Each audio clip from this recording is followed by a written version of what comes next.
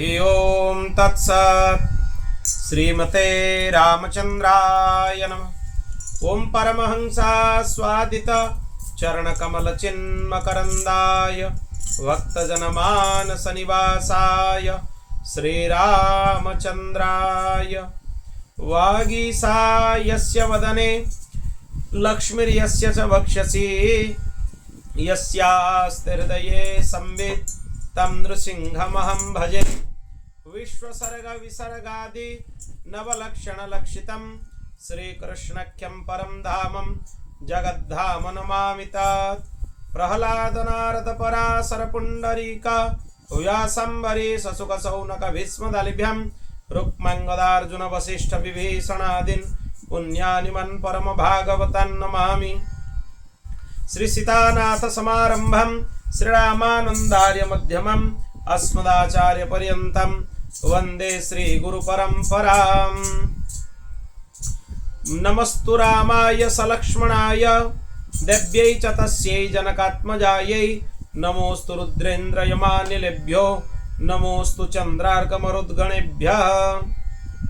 ओम नमो भगवते उत्तम श्लोकाय नमः आर्यलक्षणशीलव्रताय नमः उपशिक्षितात्मन उपासितलोकाय नमः साधुवादनिकषणाय नमो ब्रह्मण्यदेवाय महापुरुषाय महाराजाय नमः। जन्माद्यस्य यतन्वयादितरत श्चार्थे स्वभिज्ञः स्वराट् तेने ब्रह्महृदाय आदिकवये मुह्यन्ति यात् सूरयः तेजो वारिमृदं यथा विनिमयो यत्र त्रिसर्गो मृषा धाम्ना स्वेन सदा निरस्तकुहकं सत्यं परं धीमहि।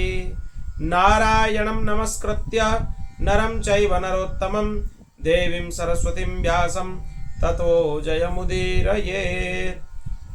श्री राम जय राम जय जय राम। श्री राम जय राम जय जय राम।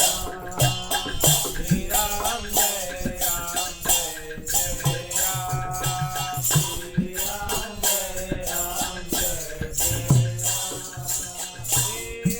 जय राम जय जय राम।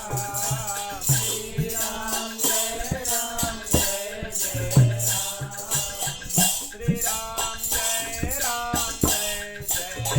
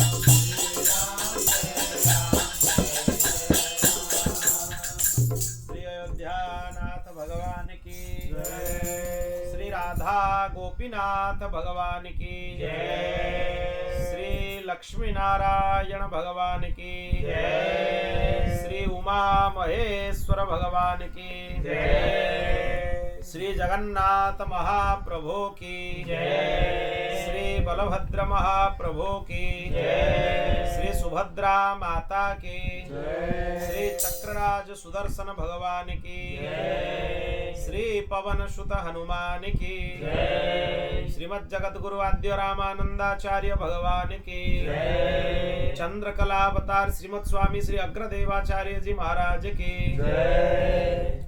श्रीमद् स्वामी श्री मलुक देवाचार्य जी महाराज की जय। गोस्वामी तुलसीदास जी महाराज की जय।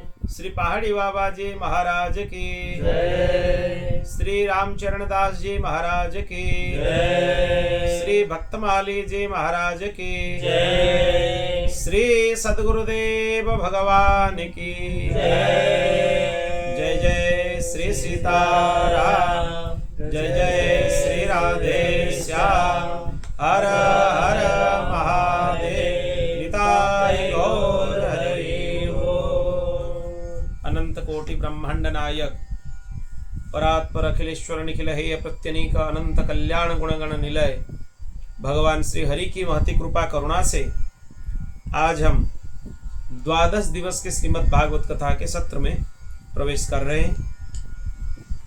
कल हम लोगों ने भगवान के दिव्य भक्ति योग का महिमा, भक्ति योग की विधि और उसी के साथ ध्यान की विधि क्या है उसके बारे में कल हम लोगों ने चर्चा किया। आज भगवान भिन्न भिन्न सिद्धियों का वर्णन, उनके लक्षण आदि विषयों पर प्रवचन कर रहे हैं। भगवान बोल रहे हैं, उद्धव, जब साधक इंद्रिय प्राण और मन को अपने बस में करके अपना चित्त मुझ में लगा लेता है, मेरी धारणा करने लगता है, तब उसके सामने बहुत सी सिद्धियां उपस्थित होती है। बहुत बड़ी बड़ी सिद्धियां उसके सामने आ जाती हैं उसको पथभ्रष्ट करने की। सिद्धियों का और कोई मतलब नहीं है। आज पूज्य प्रेमानंद बाबा एक बहुत सुंदर बात बोल रहे थे, दोपहर में हम सुन रहे थे।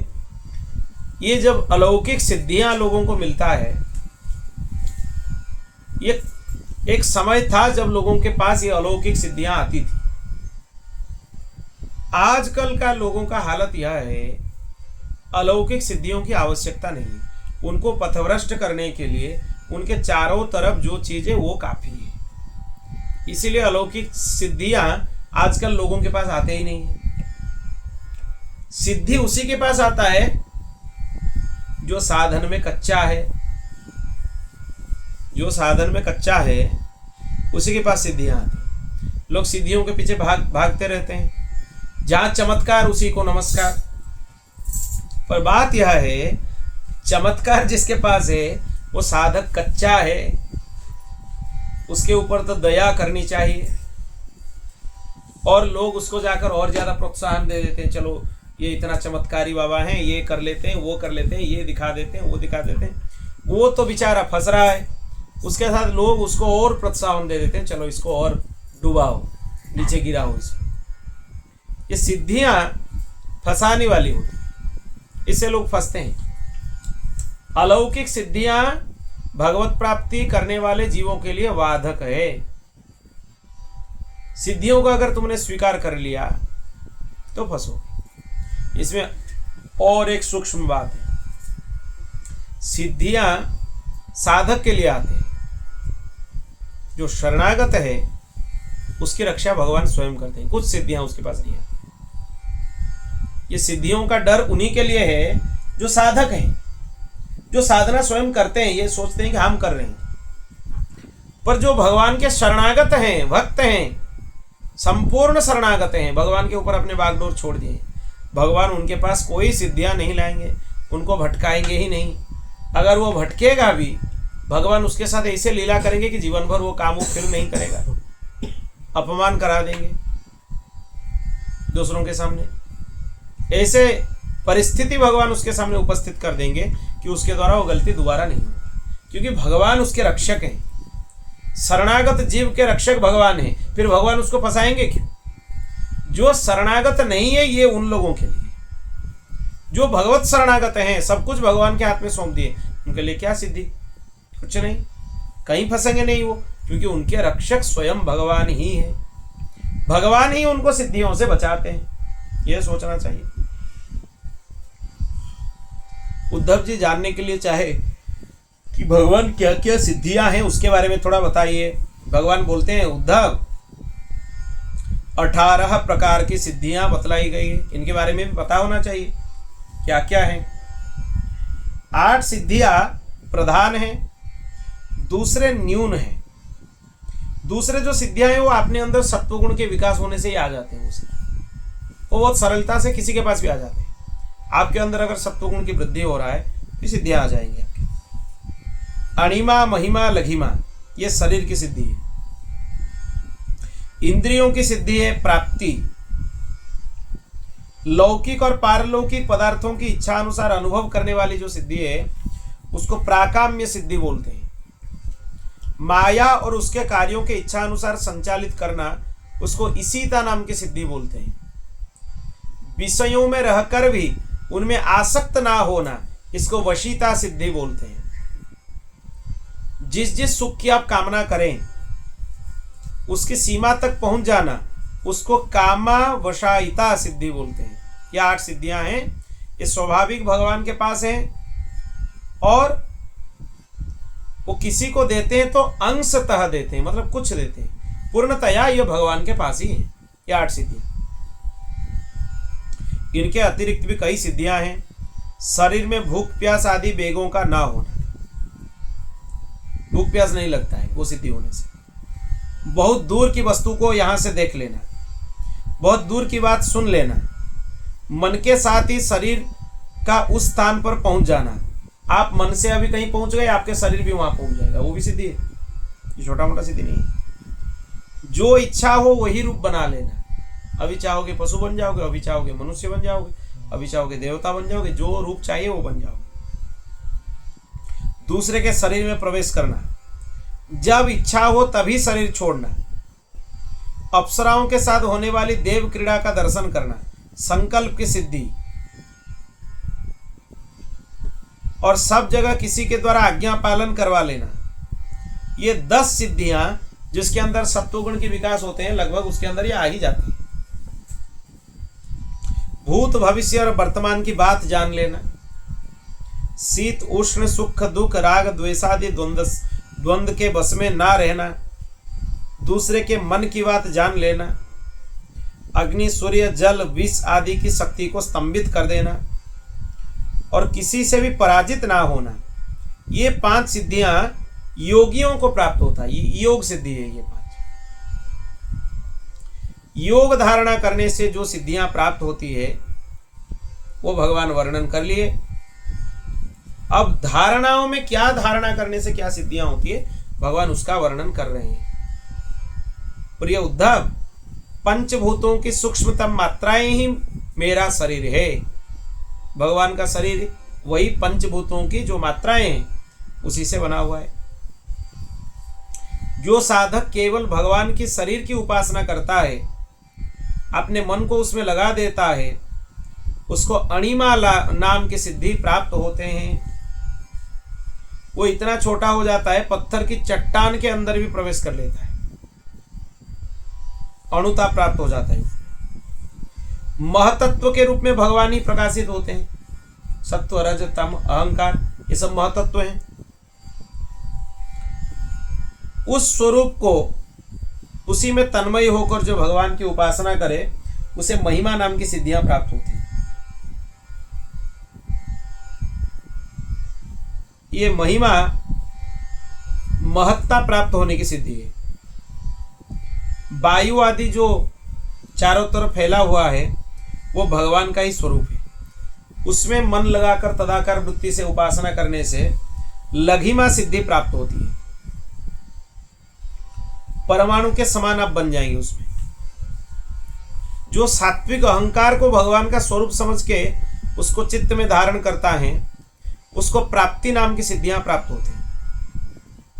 ये सिद्धियां क्या है पहले भगवान बता चुके हैं। इसमें क्या होता है उसमें क्या होता है, अभी प्राप्त होने के विधान बता रहे हैं भगवान। जो पुरुष महतत्व अभिमानी सूक्ष्म तत्व में अपना चित्त को स्थिर कर लेता है उसको प्राकाम्य नाम की सिद्धियां प्राप्त होते हैं। जो त्रिगुणमयी माया के स्वामी भगवान के विश्वरूप की धारणा करता है उसको ईशित्व सिद्धि प्राप्त होता है। वो अपने इच्छा अनुसार कोई भी शरीर धारण कर सकता है। जो योगी मेरे नारायण स्वरूप में तुरीय और भगवान कहते हुए अपने मन को लगा देता है उसको वशीता नाम की सिद्धियां प्राप्त होती है। निर्गुण में भगवान ही है। जो अपना मन निर्मल करके वो ब्रह्म स्वरूप में अपने मन को स्थिर कर लेता है उसको काम वसायिता नाम की सिद्धि प्राप्त होती है। भगवान का जो स्वरूप श्वेत द्वीप के स्वामी हैं उनको उपासना करने से भूख प्यास जन्म मृत्यु शोक मोह इन 6 उर्मियों से मुक्त हो जाते हैं जीव। भगवान समष्टि प्राण स्वरूप आकाशात्मा है। इस स्वरूप के द्वारा अनाहत नाद का चिंतन करने से दूर श्रवण नाम की सिद्धियां प्राप्त होते हैं। दूर से आपको सुनाई देगा। जो योगी नेत्रों को सूर्य में और सूर्य को नेत्र में संयुक्त कर देता है और उसी में मन ही मन भगवान का ध्यान करता है, उसको दूरदर्शन नाम की सिद्धियां प्राप्त होते हैं।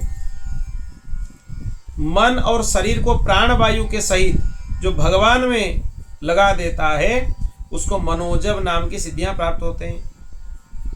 जहां पहुंचना चाहे वहीं जाके पहुंच जाता है मन के वेग से। जिस समय योगी मन को उपादान कारण बनाकर किसी देवता आदि का स्वरूप धारण करना चाहता है, वैसा ही स्वरूप धारण कर लेता है। किसके लिए? जो अपने चित्त को मुझ में जोड़ लेता है। जो योगी दूसरे शरीर में प्रवेश करना चाहे, वो यह करे कि उसके शरीर में मैं हूं, यह भावना करना चाहिए। ये करने से उसके प्राण वायु रूप धारण कर लेता है। जैसे ही एक फूल से दूसरे फूल पर जाने वाले भौरे घूमते रहते हैं इधर उधर, वो भी एक शरीर से दूसरे शरीर में प्रवेश कर सकता है। भगवान आदि शंकराचार्य प्रवेश किए एक शरीर से दूसरे शरीर में, एक राजा के शरीर में प्रवेश किए थे। उसकी मृत्यु हो गया था। भगवान आदि शंकराचार्य उसके शरीर में प्रवेश कर गए। फिर जो विद्या उनको सीखना था वो शिक्षा करके फिर दोबारा अपने पूर्व शरीर जो संन्यास शरीर था उसमें फिर से आ गए। उनके चरित्र में ये चीज मिलता है।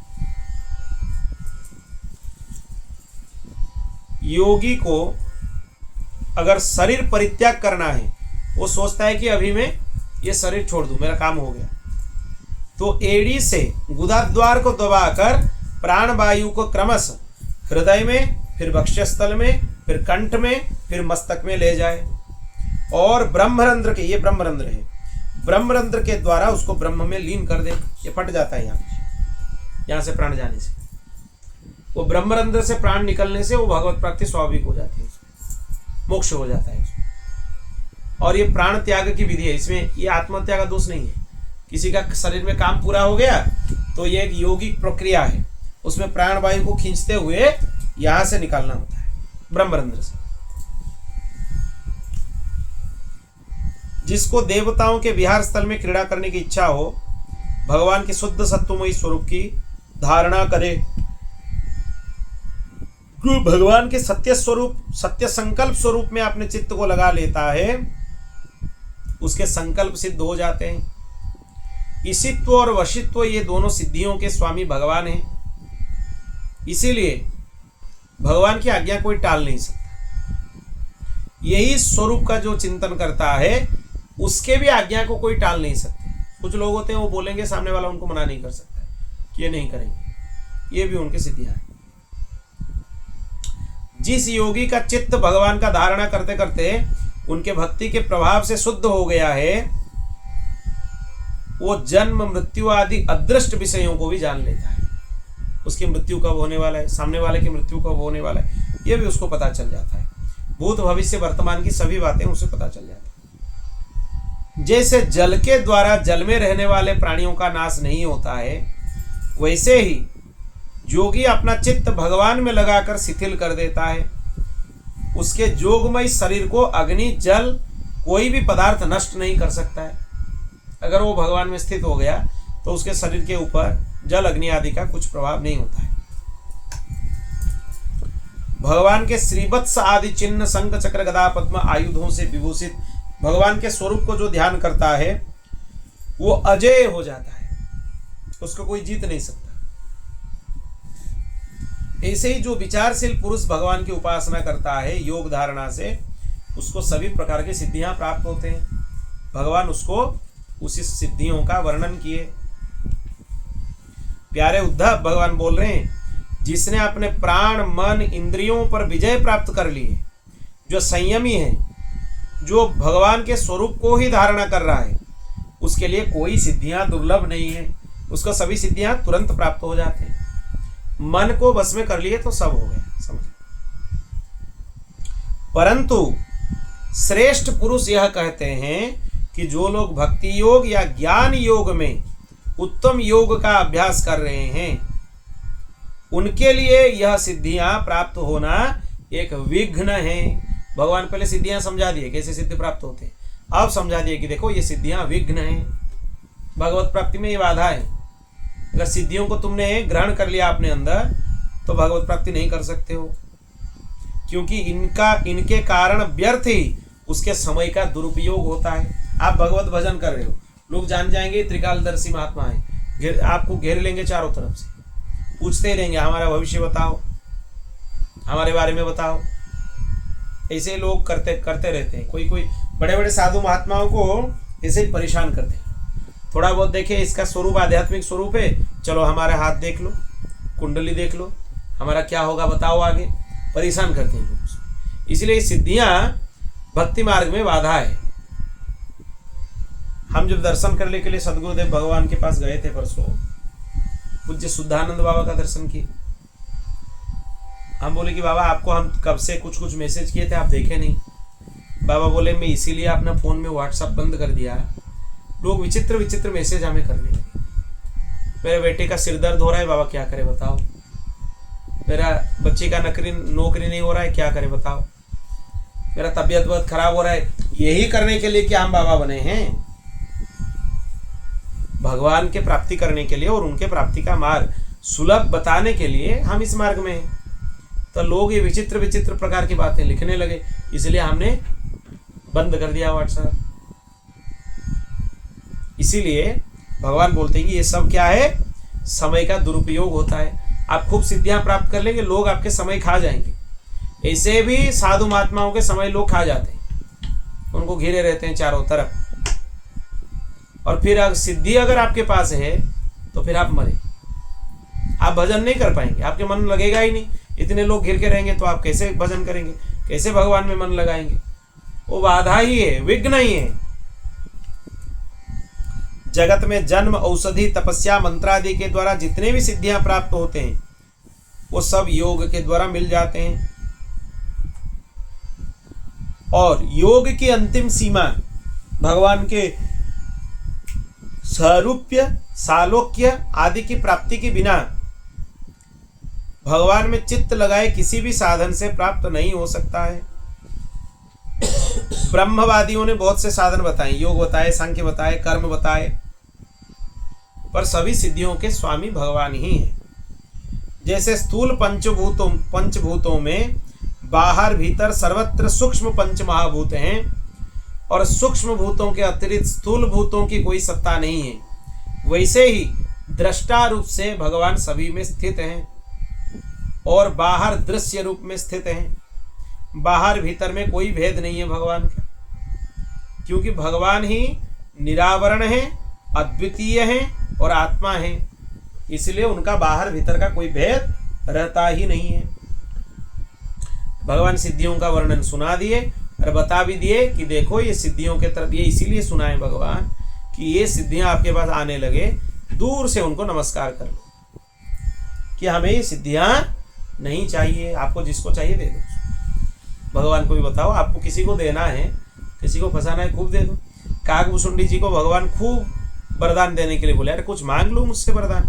काकभूषुंडी जी बोले आप सुनो, आपने वरदान देकर आपने बहुत लोगों को फंसाया है, हमें नहीं फंसा सकते। हमें अगर देना चाहते हो तो अपने आप को दे दो, हमें वरदान नहीं चाहिए। आप जिसको वरदान देते हो फिर उससे दूर हो जाते हो। अपना पिंड छुड़ाने के लिए आप वरदान देते हो, हमें पता है, क्योंकि किसी को वरदान देना है, भगवान वरदान दे दिए तो उनका पिंड छुट गया, वो और उस भक्त के पास नहीं आएंगे, क्योंकि वो भक्त ने भगवान को नहीं चुना, वो संसार के वस्तुओं को चुना, तो इसीलिए भगवान उसको प्राप्त नहीं। ये भगवान के माया का ही खेल है, तो इसीलिए भगवान उसको खूब जांचते हैं। पहले अप्सराओं को भेजते हैं, जाओ स्वर्ग आदि लोगों की सिद्धियां उनके उसके पास भेजते हैं, ये सब सिद्धियां भेजते हैं। फिर ये सब पार कर लिया तो स्वयं आ जाते हैं वरदान देने के लिए, बोलो क्या चाहिए तुम्हें। वो सबसे बड़ी परीक्षा है, अगर उसमें तुम मांग लिए तो फंस गए। फिर भगवान को बोलो हमें कुछ नहीं चाहिए, दो टुक शब्द में मना कर दो, कुछ नहीं चाहिए आपसे। आप आए, आपको हम दर्शन किए, बस आपको रहना है रहो, जाना है जहां घूमना है जाओ, आप भी नहीं चाहिए हमें आपका नाम चाहिए। आपको जहां घूमना है घूमो, हमें मिलना है तो मिलोगे, नहीं मिलना है तो नहीं मिलोगे। दर्शन देना है, जो द्रुप्त प्रपन्न होते हैं वो भगवान को बोलते हैं, द्रुप्त प्रपन्न एक शरणागत भक्त होते हैं, भगवान को बोलते हैं देखो आपका दर्शन का भी हम अभिलाषी नहीं है। वो सबसे सर्वोच्च शरणागति है ये। वो भगवान को बोलते हैं आपको मिलना है तो मिलो, नहीं मिलना है तो मत मिलो, आपको जहां घूमना है घूमते रहो, हमें बस आपका नाम चाहिए, आपका नाम हम दिन रात रह रहे हैं, बस हमारा काम हो गया और कुछ नहीं चाहिए। नाम की प्राप्ति ही भगवत प्राप्ति है। दूसरा कुछ समझते हो भगवत प्राप्ति, दूसरा नहीं है। नाम और नामी में भेद ही नहीं है। जो राम नाम है वही राम जी है, जो कृष्ण नाम है वही श्री कृष्ण है, जो राधा नाम है वही राधा रानी है, जो सीता नाम है वही सीता जी जानकी जी है। नाम में और नामी में कुछ भेद नहीं है। तुम भगवान नाम का आश्रय ले लिए मतलब भगवान तुम्हें मिल गए, समझ लो। तुमको दर्शन देना है तो देंगे, नहीं देना है तो नहीं देंगे। हम अपने काम करते रहेंगे, अपनी सेवा करते रहेंगे, अपनी मानसी करते रहेंगे, अपने ध्यान करते रहेंगे, वो हम करेंगे, उसमें आनंद है, क्यों नहीं करना है। आपको जहां घूमना है घूमो, आपको हम पकड़ के नहीं रखते, आप सर्वतंत्र स्वतंत्र हैं, भगवान हैं, पर कुछ नहीं चाहिए। देने के लिए आएंगे तो चले जाइए, आप जहां से आए तो वहां चले जाइए। भगवान को भी सुना देते हैं, डांट देते हैं भक्त भगवान, जहां जाना है चले जाओ, कुछ नहीं चाहिए हमें। फंसाने वाले काम लोभियों के लिए है। तुम लोभियां कहाँ हैं, उनके पास जाओ, उनको खूब फंसाओ, हमें कुछ नहीं चाहिए आपसे। बोल भक्त वत्सल भगवान की। निष्काम हो जाओ, यही सबसे बड़ा भक्ति है। और भगवान लोभ देते रहेंगे, खेलते रहेंगे।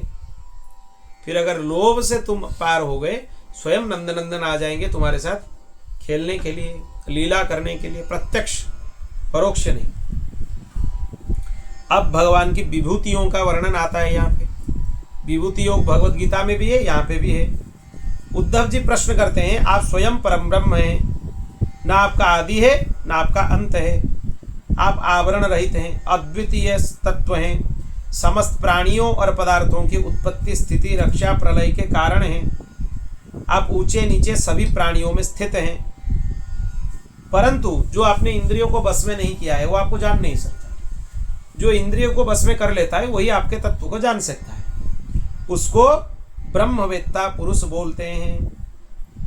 बड़े बड़े महर्षियां आपके भक्ति के साथ उपासना करके सिद्धियां प्राप्त कर लेते हैं। समस्त प्राणियों के जीवनदाता आप हैं, अंतरात्मा आप हैं। आप माया के प्रभाव से सभी के चित्त को मोहित कर लेते हैं, इसलिए क्या सत्य है क्या मिथ्या है उनको पता नहीं चलता है। रेगिस्तान के जैसे जहाँ पानी नहीं है वहाँ पता लगता है कि पानी है, और जहाँ पानी है वहाँ पता लगता है कि पानी नहीं है। ये गलतफहमियां होते हैं ना रेगिस्तान में, वैसे ही है संसार में। जहाँ कुछ नहीं है लोगों को लगता है वहाँ सब कुछ है, और जहाँ सब कुछ है वहाँ लगता है कुछ नहीं है। क्यों? आपके माया के प्रभाव से। आपके माया प्रचंड है। पर भगवान की माया कबीरदास जी के पास एक बार आई। कबीरदास जी भगवान के बहुत प्रिय भक्त थे, राम जी के भक्त हैं। माया जब आई उनको, फिर उनके सामने नृत्य करने लगी। अप्सराएं बोलते हैं नृत्य करने लगी। हाथ जोड़ के कबीरदास जी बोले, एक संबंध से अप्सराओं को बोले, आप हमारे माता जी हो, क्योंकि सभी स्त्री में मातृ स्वरूप हम दर्शन करते। दूसरे स्वरूप से आप मासी हो। क्यों मासी हो? क्योंकि भगवती महालक्ष्मी हमारी माता है। समुद्र मंथन से भगवती महालक्ष्मी उत्पन्न हुई है, उसके बाद अप्सराएं भी समुद्र मंथन से उत्पन्न हुई है, तो उस नाते से आप हमारे मासी जी बन गए, और एक नाता से आप माता हैं। तब माया उनको प्रणाम करके चली गई, सब अप्सराएं प्रणाम करके चली गई। आपको हम कुछ नहीं कर सकते, ना आपके ऊपर माया का प्रभाव हो सकता है ना कुछ हो सकता है। फिर भगवान श्री राम जी उनको प्रत्यक्ष दर्शन दिए। दर्शन देकर कबीरदास जी का नाम उच्चारण करने लगे। भगवान उनके नाम उच्चारण करने लगे। कबीरदास कबीरदास कबीर कबीर उच्चारण करने लगे। क्यों? क्योंकि कबीरा मन निर्मल भया, जैसे बहती नीर और जैसे गंगा नीर, पीछे पीछे हरि फिरे कहत कबीर कबीर। वो भगवान का नाम क्या जाप करेंगे, उनके पीछे भगवान उनके नाम जाप करते हुए घूम रहे थे, इतने प्रिय हो गए भगवान। फिर कबीरदास जी घूम के देखे मेरा नाम कौन उच्चारण कर रहा है, देखिए राम जी हैं। बोले आप मेरा नाम क्यों उच्चारण कर रहे हो, क्या मिलेगा मेरा नाम उच्चारण करके? कबीरा, भगवान को बोल रहे हैं कबीरदास जी, कबीरा कबीरा क्यों कहे जा जमुना के तीर, एक गोपी के प्रेम में बह गए कोटि कबीर। कबीरदास जी बोले भगवान, आप कबीर कबीर क्यों बोल रहे हो, मेरे पीछे क्यों घूम रहे हो? आपको जाना है तो जाओ, यमुना जी के तीर में जाओ, एक गोपी के प्रेम में मेरे जैसे करोड़ों कबीर बह जाएंगे, क्योंकि गोपियां प्रेम की ध्वजा हैं। ऐसे हैं सब भक्त, और भगवान भी भक्तवत्सल हैं। हे भगवान, आपके जितने भी विभूतियां हैं उनका वर्णन आप विस्तार से कीजिए। भगवान बोलने लगे, जब कुरुक्षेत्र में पांडव कौरवों का युद्ध हो रहा था, हमारे प्रिय मित्र अर्जुन यही प्रश्न हमें किए थे। भगवान यहां बता रहे हैं, अर्जुन के मन में यह धारणा हुई कि कुटुंबियों को मारना और सो भी राज्य के लिए, ये सब काम बहुत निंदनीय है। अपने कुटुंब को मारना, अपने परिवारजनों को मारना और उनके राज्य को छीन लेना, यह अच्छा नहीं है। साधारण पुरुष के समान वो सोच रहा था, मैं मारने वाला हूं और ये सब मरने वाला है। उसको पता नहीं था कि मैं ही स्वयं काल स्वरूप में इनको ग्रास करने वाला हूं। किनको? दुष्टों को, खाली कौरवों को नहीं। युद्ध में जितने मर गए सबको, 18 अक्षौहिणी सेना, एक अक्षौहिणी सेना में लाखों सैनिक होते हैं, एक आध नहीं, हजारों घोड़े होते हैं, हजारे हाथियां होते हैं, एक एक अक्षौहिणी सेना, सब मर गए। 10 जन बचे महाभारत युद्ध में, पांडवों के पक्ष से 7 जन और कौरवों के पक्ष से 3 जन। 7 कौन कौन है? पंच पांडव, श्री कृष्ण और श्री कृष्ण के सारथी सात्यकी जी, ये 7 पांडवों के पक्ष में। कौरवों के पक्ष में द्रोणाचार्य, कृपाचार्य, अश्वत्थामा और कृतवर्मा, ये 3 बच गए कौरवों के पक्ष में, बाकी सब मर गए। तब मैंने रणभूमि में अर्जुन को यह विषय समझाया था। क्या समझाया था? मैं समस्त प्राणियों के आत्मा हूं, हितैषी हूं, सुहृद हूं, ईश्वर हूं और उत्पत्ति स्थिति प्रलय का कारण भी मैं हूं।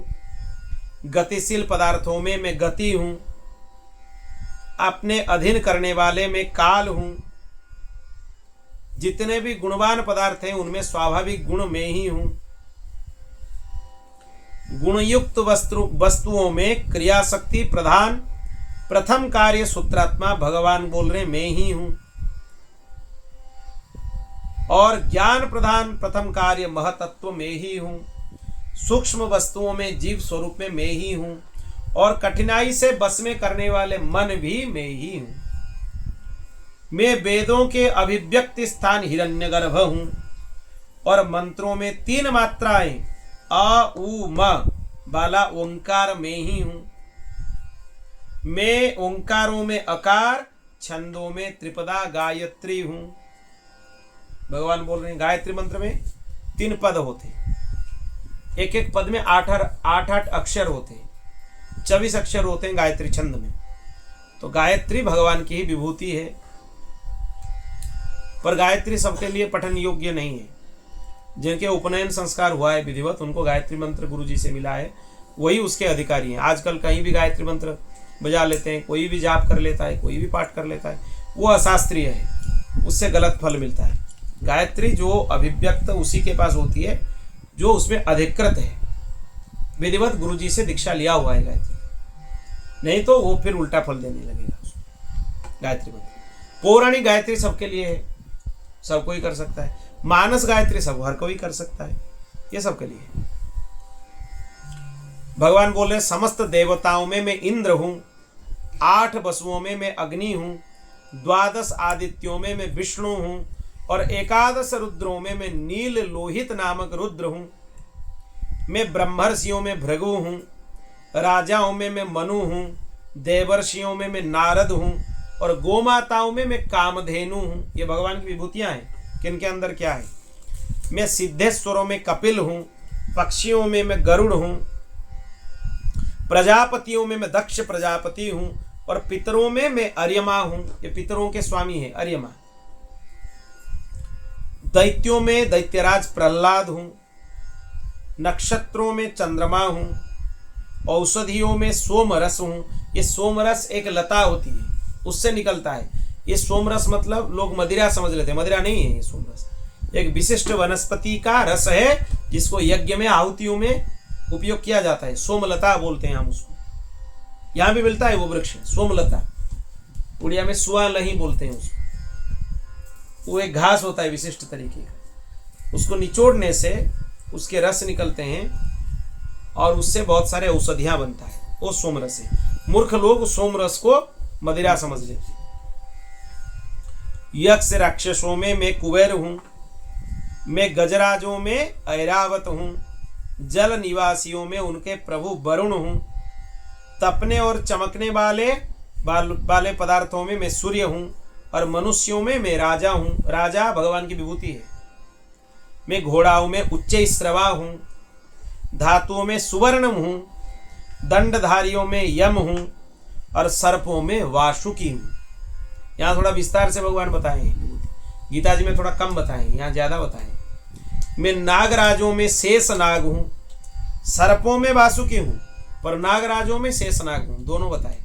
मतलब शेष नाग जिसमें भगवान शयन करते हैं वो भगवान ही है। सिंह और दाढ़ वाले प्राणियों में उनके राजा सिंह हूं, आश्रमों में सन्यास आश्रम हूं, और वर्णों में ब्राह्मण हूं। ये भगवान की विभूति है। चतुर्थाश्रमी सन्यासी भगवान की विभूति है, और वर्णों में ब्राह्मण भगवान की विभूति है। इसीलिए ब्राह्मणों के प्रति भगवत भाव से ही भक्ति करना चाहिए। गुरु जी कई बार ये चीज बताते हैं, भगवत भक्त की पहचान ये है, ब्राह्मणों में भक्ति हो, गोमाता के प्रति भक्ति हो, और संतों में भक्ति हो। उनको भगवत विभूति ही माने। कौन भ्रष्ट है ये निर्णय करने वाले तुम नहीं। वो अपने मार्ग से भ्रष्ट है, वो उसका काम है, उसके कर्मफल उसको मिलेगा। उसको ब्राह्मण मानकर अगर तुम सम्मान करोगे तो तुम्हारा फल तुम्हें मिलेगा, चाहे वो भ्रष्ट है क्यों ना हो। फिर भी अगर वो ब्राह्मण है, उसको तुम सम्मान करते हो तो उसका पुण्य तुम्हें मिलेगा। मैं तीर्थ और नदियों में गंगा हूं, जलाशयों में समुद्र हूं, अस्त्र शस्त्रों में धनुष हूं, और धनुर्धारियों में त्रिपुरारी शंकर हूं। वहां पर राम शस्त्र वृतावम गीता जी में बताए, यहाँ पर भगवान शंकर बताए। मतलब शंकर जी में, राम जी में, भगवान में कोई भेद नहीं। क्योंकि गीता जी में देखो बताए मैं शस्त्रधारियों में राम जी हूं, और यहाँ भगवान बताए मैं धनुर्धारियों में त्रिपुरारी शंकर हूं। त्रिपुरासुर के वध करने के लिए भगवान शंकर अपने सुंदर पिनाक धनु धारण किए थे। वही शिव धनु बाद में वो दे दिए थे परशुराम जी। वही धनुष फिर जनक जी के यहाँ परंपरा से आया हुआ था। त्रिपुरासुर वध करने के लिए भगवान धनुर्धारी हुए, और राम जी भी धनुर्धारी हैं। राम जी में और शिव जी में कोई भेद नहीं है, हरिहर में कोई भेद नहीं है। मैं निवास स्थानों में सुमेरु हूं, दुर्गम स्थानों में हिमालय हूं। हिमालय पर्वत भगवान की विभूति है। वनस्पतियों में पीपल हूं। पीपल को हर शनिवार पीपल वृक्ष का स्पर्श करना चाहिए, उनके परिक्रमा करना चाहिए, उसमें जलदान आदि करना चाहिए। पीपल में पीपल का पूजन करना चाहिए, पर शनिवार के दिन। पीपल भगवान की विभूति है। धान्यों में जौ हूं। जो जौ होता है, जब जिसको बोलते हैं, वो जब धान्यों में भगवान की विभूति है, उससे पूजन किया जाता है भगवान का, जब से, तिल से। मैं पुरोहितों में वशिष्ठ हूं, वेदताओं में बृहस्पति हूं, समस्त सेनापतियों में स्वामी कार्तिकेय हूं। कार्तिकेय जी भगवान की विभूति हैं, शिव जी भगवान की विभूति हैं। तो कार्तिकेय भगवान का, शिव जी का तुम पूजन करते हो, उनका उपासना करते हो, तो भगवान का ही कर रहे हो, ये समझ लेना चाहिए।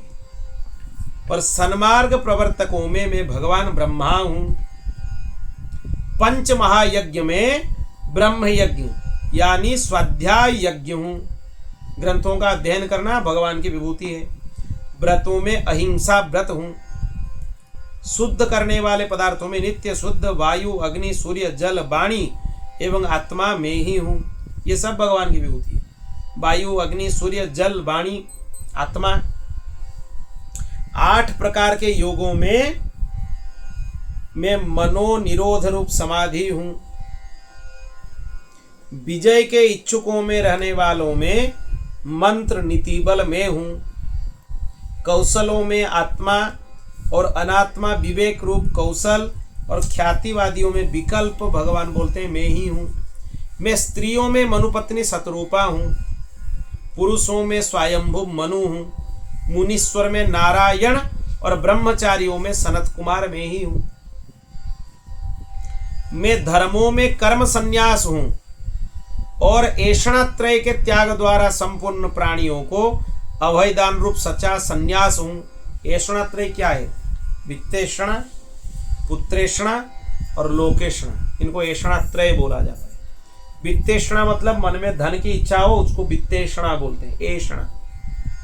और लोकेषणा सम्मान की कामना मन में हो उसको लोकेषणा बोला जाता है। और पुत्रेषणा मतलब पुत्र आदि की कामना हो उसको पुत्रेषणा बोला जाता है। ये ऐषणात्रय के त्याग होने से किसी को भी संन्यास का फल मिलता है। ये तीन में ही लोग फंस जाते हैं। अभय के साधनों में आत्मस्वरूप अनुसंधान भगवान ही है। अभिप्राय गोपन के साधनों में मधुर वचन भगवान है। मधुर वचन इसलिए बोलना चाहिए। मौन भी भगवान है। स्त्री पुरुष के जोड़ों में भगवान प्रजापति हैं। सदा सावधान रहकर जागने वाले संवत्सर स्वरूप काल भगवान ही हैं। ऋतुओं में वसंत हैं, महीनों में मार्गशीर्ष हैं और नक्षत्रों में अभिजीत नक्षत्र हैं और युगों में सत्य युग हैं। विवेकियों में महर्षि देवल और असित हैं। व्यासों में 28 व्यास हैं, व्यास एक नहीं है। हर एक चतुर्युगी में अलग अलग वेद व्यास होते हैं। व्यासों में श्री कृष्ण द्वैपायन व्यास भगवान के विभूति हैं और कवियों में मनस्वी शुक्राचार्य भगवान के विभूति हैं। शुक्राचार्य जी को निंदा नहीं करना चाहिए, उनका दैत्य गुरु हैं, इधर उधर नहीं बोलना चाहिए, वो भगवान के विभूति हैं शुक्राचार्य जी। सृष्टि की उत्पत्ति और लय, प्राणियों में जन्म मृत्यु तथा विद्या और अविद्या को जानने वाले विशिष्ट महापुरुषों में भगवान बोलते हैं मैं वासुदेव हूं। मेरी प्रेमी भक्तों में तुम उद्धव मेरे ही विभूति हो। त्वम तो भागवते स्वहम। उद्धव जी को भी भगवान बोले तुम मेरे विभूति हो, मेरे स्वरूप हो। किम पुरुषों में हनुमान मेरे विभूति है। विद्याधरों में सुदर्शन जी मेरे विभूति हैं। ये सुदर्शन चक्र नहीं है, विद्याधर सुदर्शन अलग है। यही अजगर रूप धारण करके नंद बाबा को ग्रास लिया था, इसी सुदर्शन नामक विद्याधर ने। फिर भगवान उसको अपने चरण स्पर्श कराए तो मुक्त हो गया। रत्नों में पद्मराग लाल जो होता है वो भगवान की विभूति है। सुंदर वस्तुओं में कमल की कली भगवान की विभूति है। तृणों में कुश भगवान की विभूति है और हविष्यों में गाय का घी भगवान की विभूति है। हविर्भाग है। घी कोई साधारण वस्तु नहीं है, वो भगवान की विभूति है। और भारतीय वेद लक्षणा देसी गाय का घी होना चाहिए। संकरी जीव जो होते हैं जर्सी आदि पशुओं का नहीं होना चाहिए, वो गोमाता नहीं है, पशु है। जो भारतीय वेद लक्षणा गोमाता है उन्हीं का घी होना चाहिए। में व्यापारियों में रहने वाले लक्ष्मी, छल कपट करने वालों में द्यूत क्रीड़ा, तितिक्षियों की तितिक्षा। तितिक्षा मतलब क्या है? कष्ट सहिष्णुता, उसको तितिक्षा बोला जाता है, वो भगवान की विभूति है। और सात्विक पुरुषों में रहने वाला सत्वगुण भगवान की विभूति है। मैं बलवानों में उत्साह और पराक्रम हूँ। भगवत भक्तों में भक्ति युक्त निष्काम कर्म में ही हूँ। वैष्णवों की पूज्य वासुदेव, संकर्षण, प्रद्युम्न, अनिरुद्ध, नारायण, हयग्रीव, वाराह, नृसिंह, ब्रह्मा, इन 9 मूर्तियों में पहली श्रेष्ठ मूर्ति वासुदेव में ही हूँ। और गंधर्वों में विश्वावसु हूँ। अप्सराओं में ब्रह्मा जी के दरबार की अप्सरा पूर्वचित्ती हूँ। ब्रह्मा जी की दरबार की अप्सरा एक है पूर्वचित्ती, पुराणों में उसकी बहुत सारे चरित्र है। पर्वतों में स्थिरता है। पृथ्वी में शुद्ध अविकारी गंध है। भगवान बोलते हैं मैं जल में रस हूँ, तेजस्वियों में परम तेजस्वी हूँ, अग्नि हूँ। सूर्य, चंद्र और ताराओं में प्रभा और आकाश का एकमात्र गुण शब्द में ही हूँ। मैं ब्राह्मण भक्तों में बलि हूं। बलि के जैसे ब्राह्मण भक्त कोई नहीं हो सकता, राजा बलि, क्योंकि भगवान वामन को सब कुछ दे दिए। वीरों में अर्जुन हूं, प्राणियों में उनकी उत्पत्ति स्थिति प्रलय में ही हूं। मैं ही पैरों में चलने की शक्ति हूं, वाणियों में बोलने की शक्ति हूं, पायों में मल त्याग की शक्ति हूं, हाथों में पकड़ने की शक्ति हूं, और जननेंद्रियों में आनंद उपभोग की शक्ति में ही हूं। त्वचा में स्पर्श की शक्ति में ही हूं, नेत्रों में दर्शन की शक्ति में ही हूं, रसना में जीवा में स्वाद लेने की शक्ति में ही हूं, कानों में श्रवण की शक्ति में ही हूं, नासिकाओं में सूंघने की शक्ति में ही हूं, समस्त इंद्रियों की इंद्रिय शक्ति में ही हूं। जो इंद्रियों में तुम ग्रहण करते हो विषय, वो सब भगवान के बल से ही कर रहे हो। उनकी स्वतंत्र शक्ति नहीं है, वो भगवान की विभूति है, उनका बल। पृथ्वी, वायु, आकाश, जल, तेज, अहंकार, महतत्व, पंच महाभूत, जीव, अव्यक्त, प्रकृति, सत्व, रज, तम और उनसे परे रहने वाले ब्रह्म, सब में भगवान ही हैं। ये सभी तत्वों में भगवान गिना दिए। यहाँ पर इतने विस्तार से विभूति बताए हैं, सब बता दिए, सब वही है। इन तत्वों की गणना लक्षणों के द्वारा उनका ज्ञान और तत्व ज्ञान रूप से उनका फल भी भगवान ही है। भगवान बोलते मैं ईश्वर हूं, मैं ही जीव हूं, मैं ही गुण हूं और मैं ही गुणी हूं, मैं ही सबका आत्मा हूं और मैं ही सब कुछ हूं, मेरे अतिरिक्त और कोई भी पदार्थ कहीं भी नहीं है। मतलब सब कुछ भगवान है। ये इसीलिए बताते हैं तुम्हारे धारणा सर्वत्र भगवतमय करते हुए सर्वत्र भगवत दर्शन करने लगो, क्योंकि सब कुछ भगवान ही है, उनके अलावा कुछ नहीं है। यदि मैं गिनने लगूं तो किसी समय परमाणुओं की गणना कोई कर सकता है, परंतु मेरी विभूतियों की गणना कोई नहीं कर सकता है। मतलब असंभव बता दी, परमाणु की गणना भी असंभव है, कोई गिन सकता है? भगवान बोले कदाचित उनको भी कोई गिन ले, पर हमारे विभूतियों की गणना नहीं हो सकता है, विस्तार है। क्योंकि जब मेरे रचे हुए कोटि कोटि ब्रह्मांडों की भी गणना नहीं हो सकती है, मेरी विभूतियों की गणना कैसे हो सकता है? भगवान करोड़ों ब्रह्मांडों की परिकल्पना की है, सृष्टि की है। हर एक ब्रह्मांड में, ये एक ब्रह्मांड है, हर एक ब्रह्मांड में एक एक ब्रह्मा है, सबके ब्रह्मा अलग हैं, सबके देवता अलग हैं। अगर भगवान बुलाएं तो करोड़ों ब्रह्माओं की लाइन लग जाएंगे उनके सामने, क्योंकि करोड़ों ब्रह्मांडों की रचना वो किए हैं। समझ लो उनकी सत्ता क्या है, उनके सामने ब्रह्मा जी की सत्ता क्या है, उनके सामने हमारी सत्ता क्या है। पर कितना अच्छा स्वभाव है भगवान के। देखो भक्त के पास अपने आप को बेच लेते हैं, पूरा समर्पित कर देते हैं भगवान। तो इसीलिए भगवान के चरणों में अपने आप को समर्पण करना चाहिए। ऐसा समझो कि जिसमें भी तेज, किसी भी मनुष्य में तेज, श्री, कीर्ति, ऐश्वर्य, लज्जा, त्याग, सौंदर्य, सौभाग्य, पराक्रम, तितिक्षा, विज्ञान आदि श्रेष्ठ गुण हो, वो मनुष्य भी मेरा ही अंश है, वो भी मेरी विभूति है, उसको समझो। उद्धव, मैंने तुम्हारे प्रश्न के अनुसार संक्षेप से आपने विभूतियों का वर्णन किया, ये विस्तार नहीं है, यह हमने संक्षेप से वर्णन किया। इनकी कल्पना करना भी असंभव है। इसीलिए तुम वाणी को स्वच्छंद भाषण से रोको, बेकार की बात मत करो, मन के संकल्प विकल्प को बंद करो।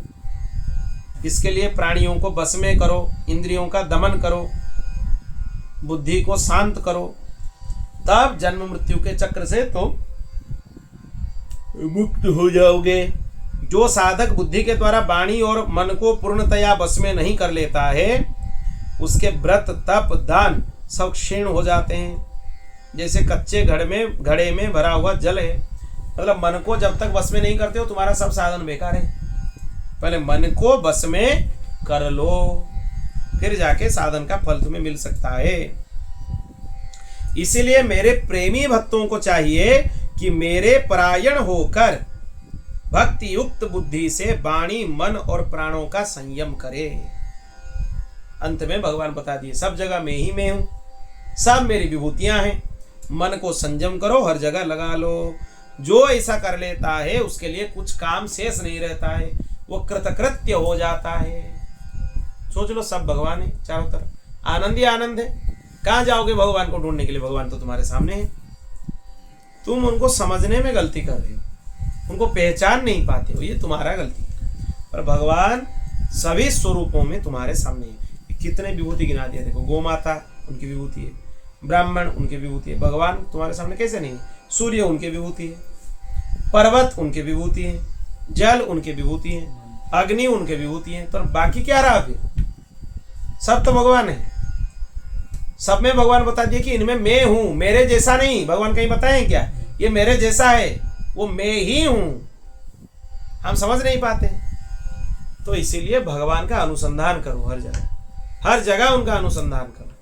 अगर सच में अनुसंधान हो जाएगा ना, आनंद में डूब जाओगे। बोलने के लिए कुछ नहीं रहेगा, बोल नहीं पाओगे, चाहते हुए भी कुछ नहीं बोल पाओगे, क्योंकि अनिर्वचनीय, भगवान भी अनिर्वचनीय है, उनके भक्त भी अनिर्वचनीय बन जाता है। ये उनकी विभूतियों की महिमा है। फिर भगवान वर्णाश्रम धर्म की निरूपण करते हैं। ये वर्णाश्रम धर्म, ये थोड़ा विस्तार का प्रसंग है।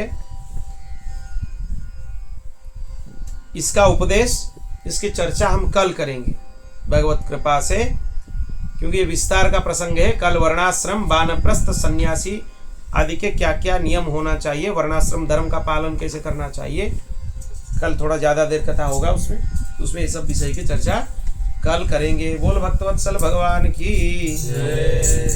आज भगवान के विभूतियों का वर्णन सुने और भिन्न भिन्न सिद्धियों का भी वर्णन सुने। श्री कृष्ण गोविंद हरे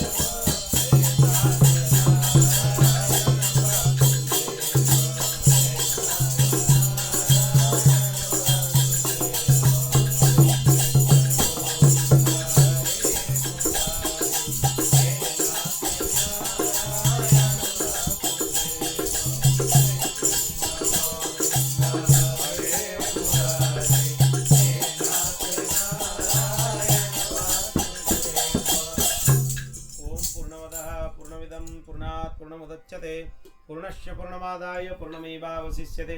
हरि ओम शांति शांति शांति। श्री कृष्णार्पणमस्तु।